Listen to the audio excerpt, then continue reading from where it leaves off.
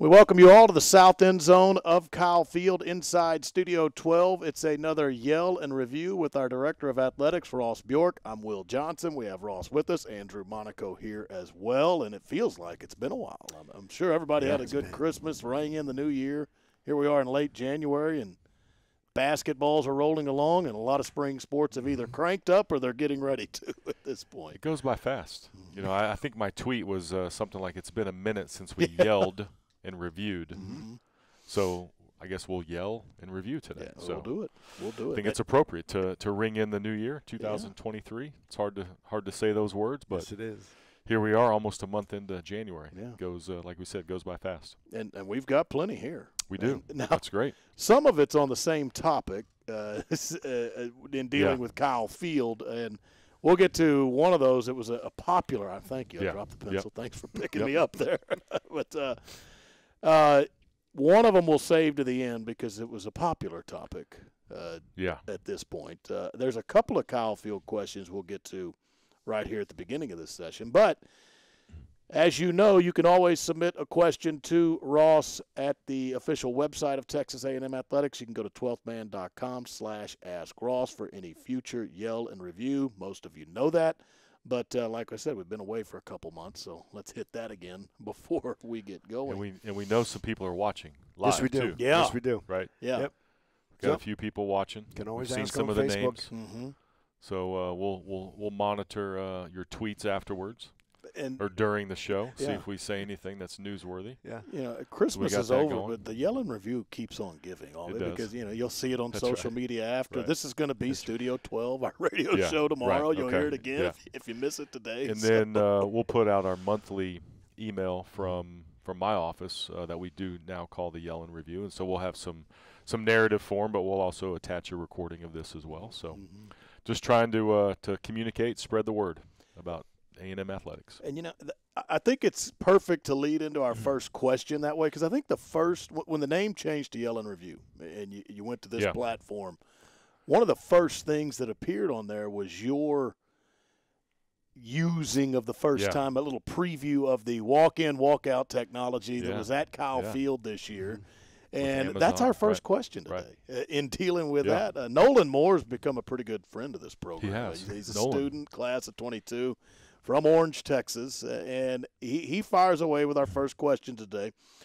What are the future plans for Amazon's Just Walk Out technology, as he called it, in Texas A&M Athletics? I loved them in Kyle Field. He's saying he'd like to see them at Bluebell Park, at Davis Diamond, and even Reed Arena. Yeah. No, thanks, Nolan, for the question. And the technology is tremendous. The asset that we had there this year in Kyle Field was, people used it. The numbers spoke for themselves. And the one thing that we didn't really know was would it take away from other concession sales, if you will. And we didn't see that. This was kind of an added value, if you will, because it was convenient and it was quick snacks, quick drinks. And so obviously that technology, paid off, and we're actually looking at maybe tweaking the one on the east side and maybe bringing that inside of the cool zone. We think we can actually increase some traffic. So we're looking at some tweaks around Kyle Field first. We may actually look at adding some other locations in Kyle Field, and so we're talking to Amazon about that right now. We need to make that decision pretty quick because the season will be here before we know it, even though it is only January. Those things take time, and so we're actually looking at really just Kyle Field right now. To deploy it out to other venues may not add up based on the investment that it takes, based on the volume and the size of those stadiums. It may not make sense at this point in time. But I think as Amazon develops that technology, as those things become more prevalent, I've seen a couple airports that I've been in. I've seen them in some airports, and so I think we're going to see Amazon deploy it, which means cost will come down.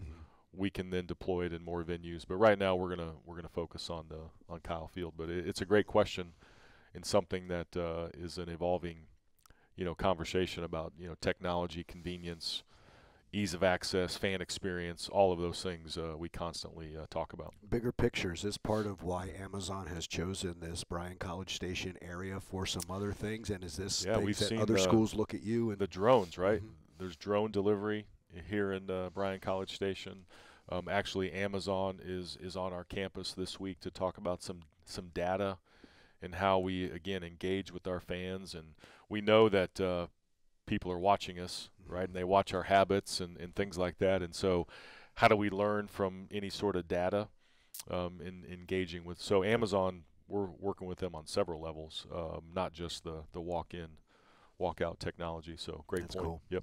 And we continue with technology at Kyle Field because that leads us to our next two questions. I like these questions because I get a lot of traffic about this on Twitter. Yeah. So this will be interesting to see. So one the blanket response, answer for everybody. The responses. Here we go. And I like the fact that we have two questions essentially in regards to a lighting system at Kyle Field, and they both come from the class of 25. You know, maybe they're engineering majors. They like the technology, but one of them is Mason Dyer from San Antonio. The other's Caleb Rhodes from Austin.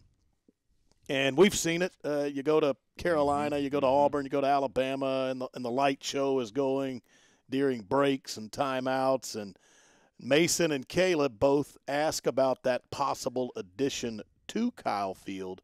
But this seems to be a popular topic, like you say. It's not the first time we've heard of this on the Yellow Review. Yeah, it seems like this year it caught more traction than it has in the past, and maybe that's just because more stadiums have it. And so we played at South Carolina, at Alabama, at Auburn, right? And they all deployed it in different ways. He mentions Neyland Stadium.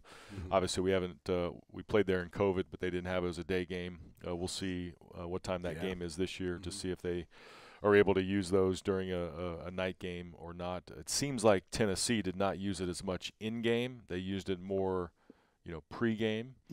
I think Alabama used it a little bit more than Auburn did in-game. And then, look, everybody has to make their own decisions, but at South Carolina, they deployed the flashing lights on every single dead ball. And in some cases, I thought it got a little slippery in terms of danger for people running up and down the field or officials getting in position, and it's still dark. And so, everybody, again, has to make their own decisions. There are some SEC policies around when you can and can't flash these lights. So it's kind of a new thing. We're all kind of learning about it. Right now, the technology in Kyle Field does not allow for us to just automatically do it. This would be a new investment. And so Mason had the very, very poignant part of his question. I was wondering if A&M had budgeted.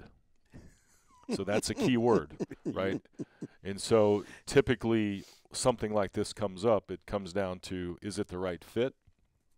And then how do you pay for it? So it's a cost issue. Right now, we need to analyze, does it actually fit?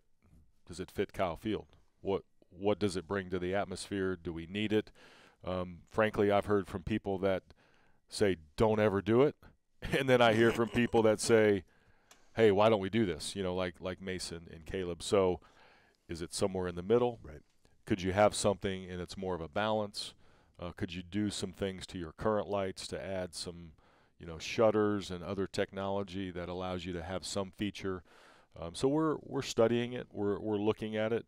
There's no plans to do it for this season.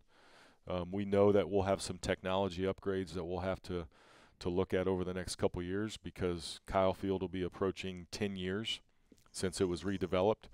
So you look at ribbon boards, you look at lighting, you look at sound systems, you look at video boards.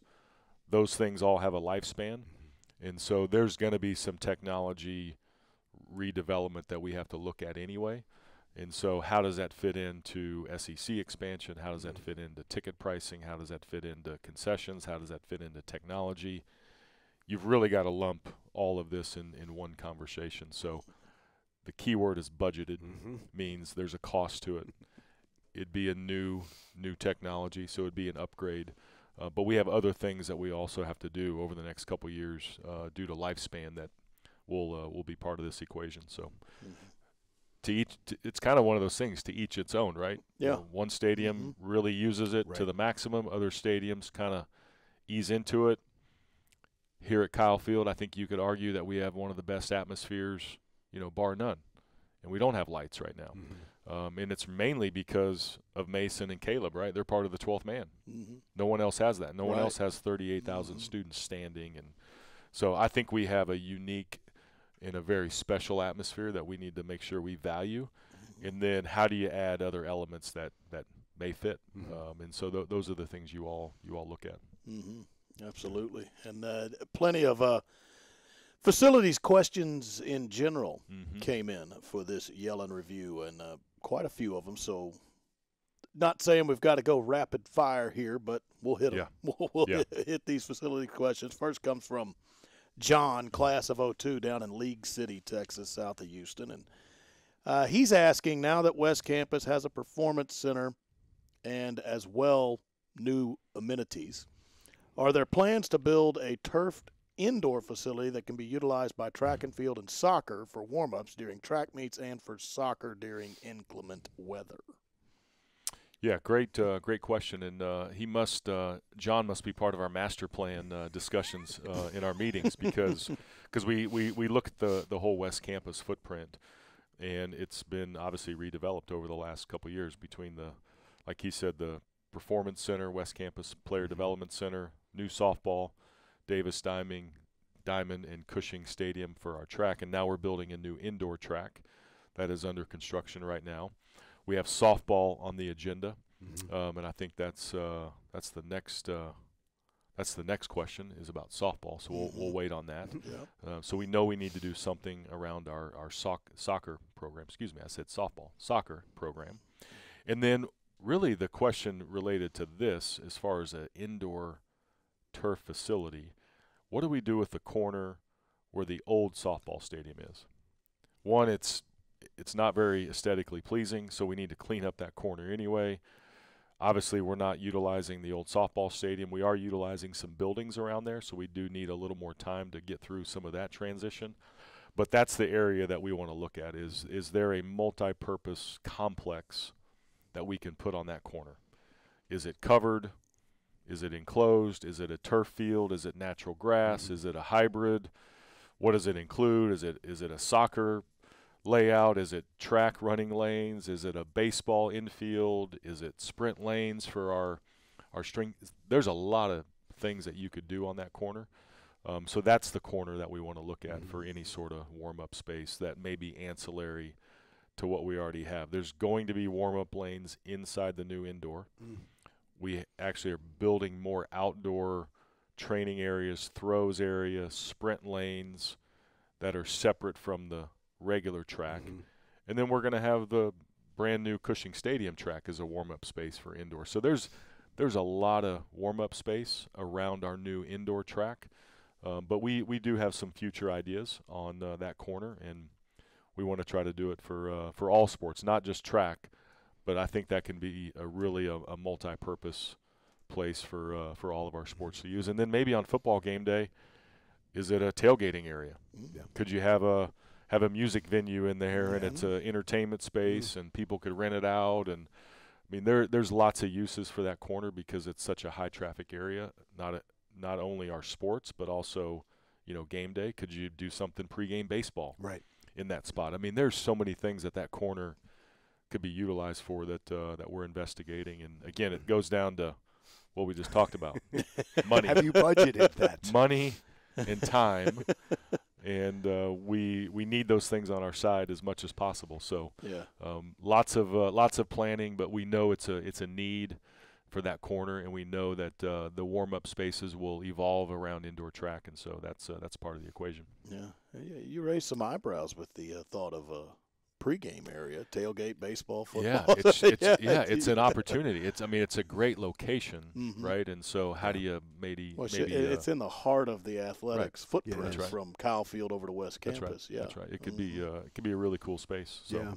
Yeah, especially to your point where it's not just 7 Saturdays. Right, that's right. When you add in all the other sports. No doubt. Yep. Another facilities question coming to us from the class of 20 from Aledo, Texas, filed under the name of Brazos Pinto. Now there's 2 questions here. Yeah. His second one we're going to move save it for page 2 here because we have a lot on page 2 with one topic. The and he football has, entry song. Right. So he asked about that. There's others who did. We're going to get to that later on the Yell and Review. But here's the first question from Brazos. With the recent $25 million allotment from the Board of Regents, what upgrades are being planned for Ellis Field? As you mentioned, soccer was on the docket after that question from John. Yeah. First of all, just to clarify the process, the $25 million is not an allotment. We have to identify that funding. Athletics has to identify that funding through fundraising, through debt service. So the Regents, they don't just give that money. It's part of the planning process. What they did is they said, we have a planning number of $25 million. That's our goal for that project. And so the Regents allow us to have approval to go ahead and plan for it. So let's get the design right. Let's get the timing of when we can do that project, and then let's get the actual cost solidified, and then we can start to build. And so that he says allotment, the approval, it's really $25 million approval to allow us to plan. So really, for Ellis Field, it's a renovation of the existing stadium. So a better fence along Tom Chandler Boulevard, I think is the name of that road right there, right, between Reed and Ellis Field. So what does the fencing look like? Wrought iron, brick columns. We need a new ticket entry. We can redeploy some of the seating and make it a little bit better. I think we can expand a little bit more seating. We have a great atmosphere, one of the best in college soccer right now. How do we maybe expand some seating, but really just aesthetically upgrade what we have. We put in a new scoreboard and a new video board last year, courtesy of Jack Layfield, and so that now frames out some brick, and we need to add more of those elements to the stadium. And then we need a soccer operations building. So that'll be the bulk of the $25 million. Locker room, coaches' offices, training room, film room, player lounge, a little nutrition area. How does that then kind of collate with our West Campus Player Development Center? So we're looking at that whole footprint for the soccer operations building. But that's what the upgrades are, is renovate the stadium aesthetically, make it look better and fit into West Campus more than what it does now, and then really the soccer operations building. And that's what our student athletes need. They have a locker room right now that hasn't been updated really since the building opened.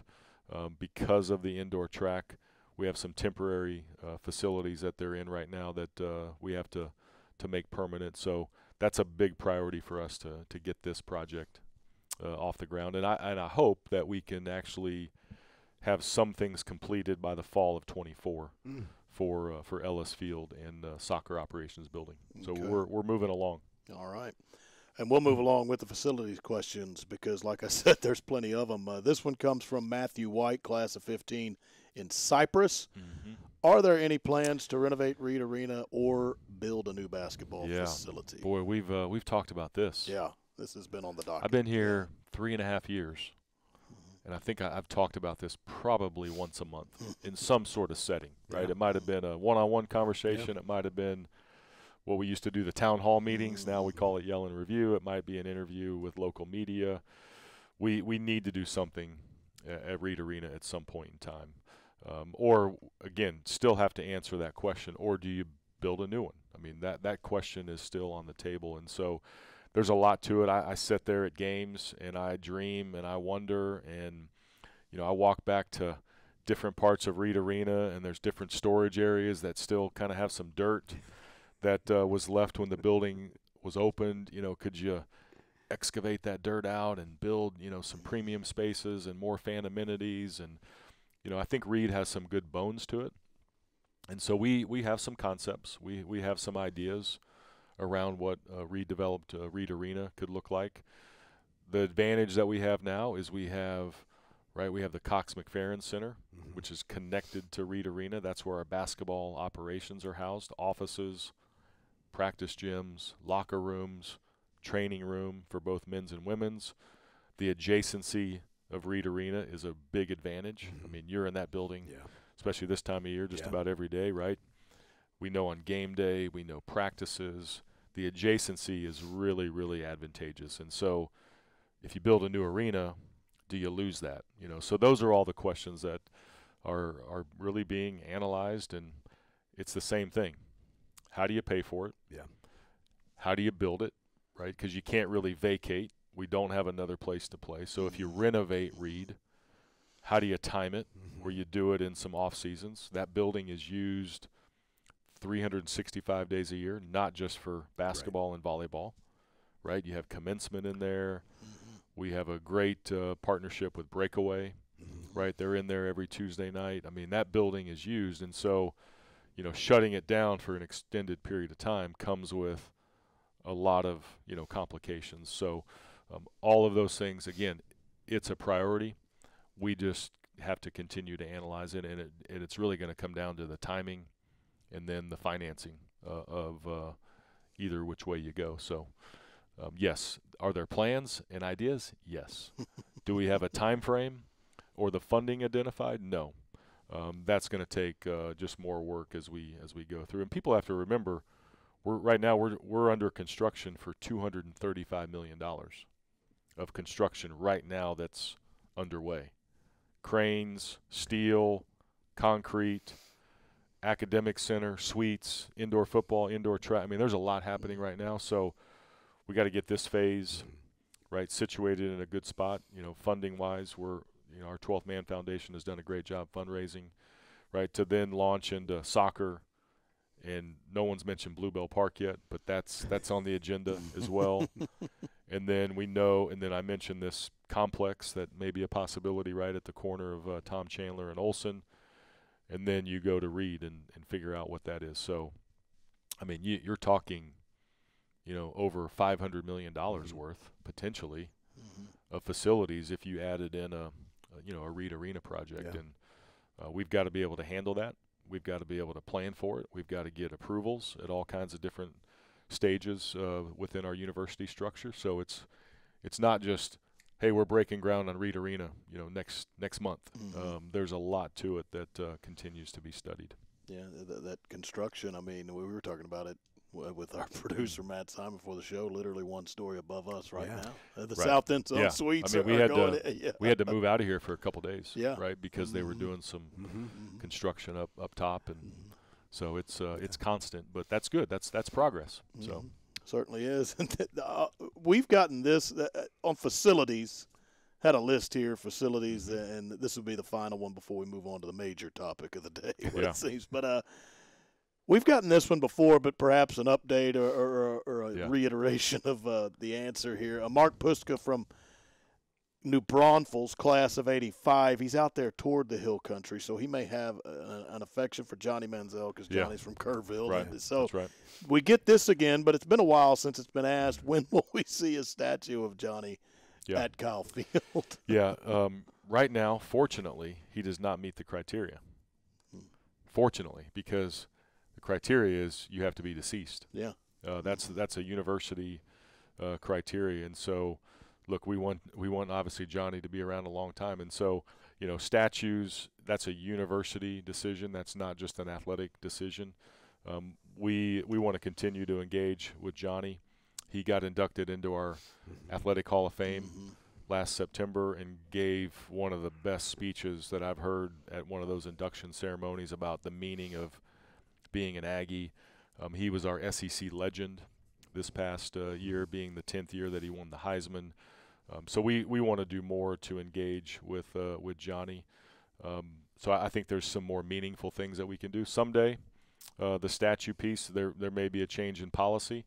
But that's how the university views it, and it's probably a good policy to have, because how many statues would people want to put up, and if something happens, I mean, we've seen some of those things before. So that's where we are with Johnny Manziel. You made me think of this past fall in that Hall of Fame induction, the football guys, Johnny Manziel, Mike Evans, Luke Jokel. Wow. Yeah. That's a Hall of Fame night right there. That's exactly right. All played on the That's right. 2012 team together. That's right.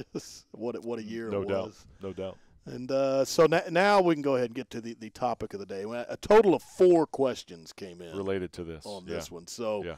We got to give credit to everybody. We mentioned Brazos earlier. He had a question along these lines. So did Keith Harrell, class of 76 from Maryville, Tennessee.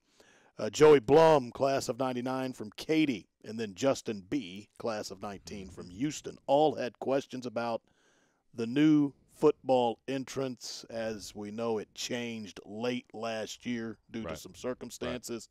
A lot of Aggies in the 12th man wondering what might we see as far as that football entrance this fall. And Keith even went, so he's class of 76. He went so far as to mention C.K. Eston was once the PA announcer long ago, and he had an iconic welcome to Kyle Field line. And Keith is asking, can you bring that back as part of the entrance? Yeah. But that's the heavy topic of the day. And then, the football can we look at that entrance? What's being done about the football entrance? Will there be a new walkout song for the football team?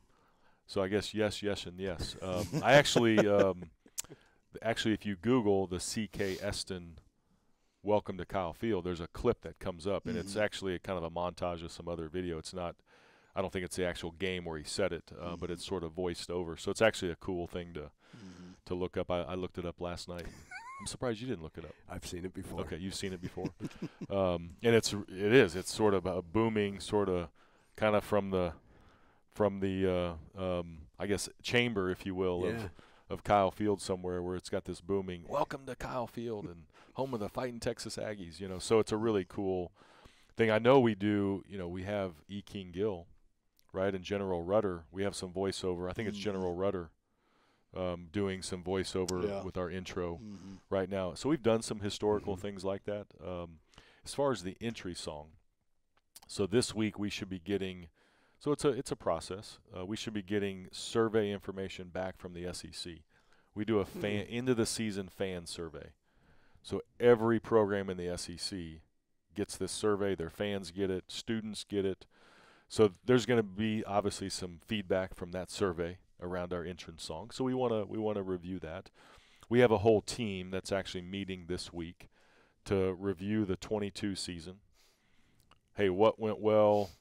Obviously, we had this change. That's going to be a big topic for this group. That's an internal athletic department staff group. We're going to have that conversation this week. Then we're going to preview, hey, what are the hot buttons for the 23 season? Yeah. Right. What do we need to showcase? It's the 40th anniversary of the 12th man kickoff team. Right? Yep. So obviously that's going to be some feature that we have.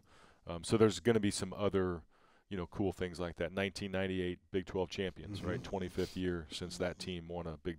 So that team, our internal team, they talk about, hey, what's coming in 23, and this will be a big piece of that, right? Is the entry song, and we know a lot of people are going to pay attention to it, right? We know there's going to be a lot of opinions. I think our focus is going to be what is more instrumental, right? What is more beats and background sounds versus an actual song. I think we need to focus on that piece of it more than just, hey, we're focused on a particular song. Right. It's more about the beat. It's more about what gets the players hyped, what gets the fans hyped. So we're going to review the whole entry sequence. How does the Aggie band still continue to fit in? I mean, that when that drum cadence hits, right, that's when the stadium starts to shake. Because you're up in the booth. Yep, and it starts You're swaying. up on the same level as me at kickoff, and it starts shaking when that drum cadence happens. So all of that to say, yes, there's going to be some new element. What that is, I don't think we need to focus on a song as much as what kind of beat do we have and what kind of hype does it provide. So all of that's being reviewed, and of course we'll get some input from our football players, the football staff, obviously Coach Fisher, Mark Robinson. It'll be a collaborative effort to make sure that we're doing the right thing and that it sends a message that, okay, here comes the Aggies, right? Stadium's ready, team's ready, music's all synced up. Here's the beats, here's the cadence, and let's go. Let's roll it out. Some would say it's a long wait till September 2nd of 2023. Some wearing a gray sweatshirt with old Sarge on it would say that. I actually say the wait is long.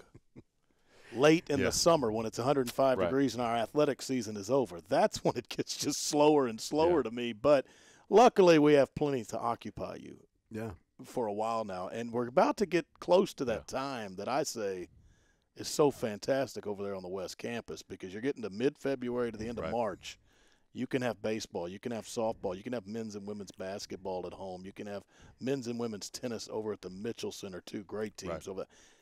You can have any combination of all that going on one Saturday or Sunday, and there's so much to see. I mean, that West Campus is about to become a haven of Aggie athletics. And you're going to see this guy hitting each you're gonna venue. Get the walking shoes on, the comfortable soles, because you're going to be walking up that Tom Chandler. Well, I know opening baseball weekend, we've got SEC swimming and diving championships that we're hosting. That's right. They're at the Natatorium, right there. Park Pavilion, it's right there. Yeah. You're going to have baseball right there. I mean, that's just that weekend alone is going to be packed. So that's exciting. This is the time where everything overlaps. To your point, the winter sports, spring sports. It's fun. Gearing up, so it's a lot of fun. I always joke with Will, I just want one of those wristbands that you get at a carnival. Can I just show it? Just show up. Go with that. Go with that wristband. I think you have a credential. I think you're okay. Okay. I think people know who you are. You probably have a. If you don't have one, let me know. Okay, you got maybe wristbands for the family. Though, so that's like the ultimate, though. Hey, you don't know who I am, but I know you know who Ross is. Right. He says I can come in. And I always. We always, you look at game times, and if you have a softball game and a baseball series, at the same time, like we try to schedule around it, but sometimes they're going on at the same time, and they do have to kind of pick and choose. And the conference kind of hits you too, right? We're going to televise this one, so it's got to be at this time. Right. Yeah. It's tough. I hate it for our fans that want to go to everything. Yeah. But that's why you have the Watch ESPN app. You got the SEC Network. You'll have Matt doing. Some softball, and you'll be doing some. Yeah, we usually text baseball, one another. Yeah. Hey, by the way, speaking of the 12th man, how much fun was the atmosphere at Reed for Florida? The students coming back. I was thrilled for the student athletes, but the students, you talk about showing out. And Buzz was talking about. Right. He walks out like an hour before, and they're there. And they're there. Yeah. That energy, that's. It's just hard to really put value on it until you actually see it. And hopefully what happened is people had fun at that game. Yeah. Our students had fun. Fans that bought tickets had fun. And you say, I'm coming back. I'm coming. Hey, when's the next home game? Oh, it's Saturday against Vanderbilt. I'm coming back. Hey, we played tough at Kentucky, tough road game at Auburn, but it doesn't matter because I'm going to come back because I had fun at Reed Arena. And so it's Saturday night, a night game, right? I think we'll have another great crowd. I really do. That'd be great. And the student numbers, we sell 38,000 all sports passes. That gets them access to come to all the other events if they just show their ID. So if we had 10% of the 38,000 at every basketball game, that'd make a huge difference. Yeah. We had 5,000 against Florida, 5,000 students against Florida. If you had about 4,000, make a huge difference. Yeah. And really help our basketball program have a great home court advantage that we see all over. I mean, tomorrow night against Auburn, we're going to see an unbelievable home court advantage for them. We want people when they walk into Reed to say, hey, man, have you been to Reed lately? Do you know what they're doing over there? Hey, they're doing something. Like, we need to get that back because that's how it was at one point in time. And it really, I think, centers on the students, making that impact. So we're going to continue to beat that drum. The players know. And the players know. It's never taken. We have we have a likable team. They're fun to watch. They play hard.